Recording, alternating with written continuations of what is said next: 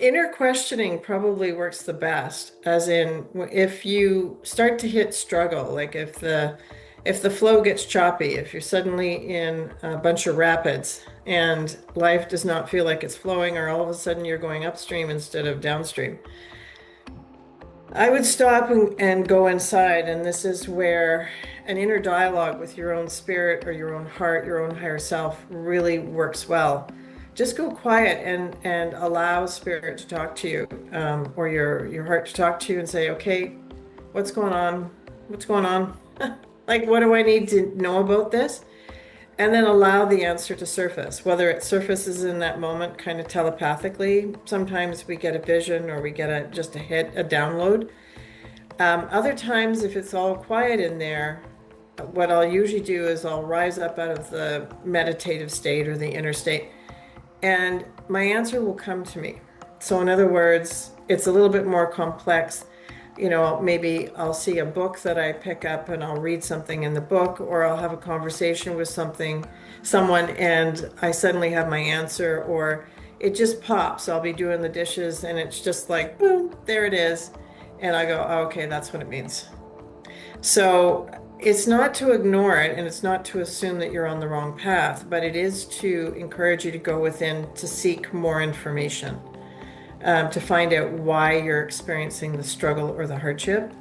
And is this truly your path? And to be honest, usually if you're following your heart, if you're practicing following your heart and living from your higher excitement, you'll know if you're about to step on a path that's wrong, because it will immediately feel hard. Like it's almost like you drop down an octave and you're suddenly in an unhappy or not a nice place. Like for instance, I once thought of, I could have gone back to school to get my PhD in psychology. And I thought about that. And every time I thought about going back into the mainstream to do mainstream education, it's like my entire energy collapsed. Like it just absolutely collapsed. I had no motivation. I had no drive. I had nothing. And yet logically, from my left brain, it would have been the right thing for me to do. But at an energetic or a spiritual level, it was a very wrong thing for me to do. And having followed the path that I did, I've developed an evolved form of psychology, and I did it my way, and I did it linked to spirit.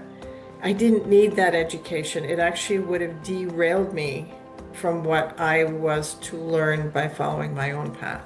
When you're making a decision, especially a big decision about, something, really check out, does it feel like it's in the flow?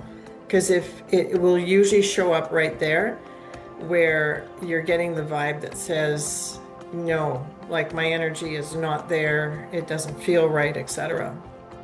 The other question you can ask yourself if you're about to set off on the wrong path, or what could be a wrong path, is, am I coming from my ego and ego needs?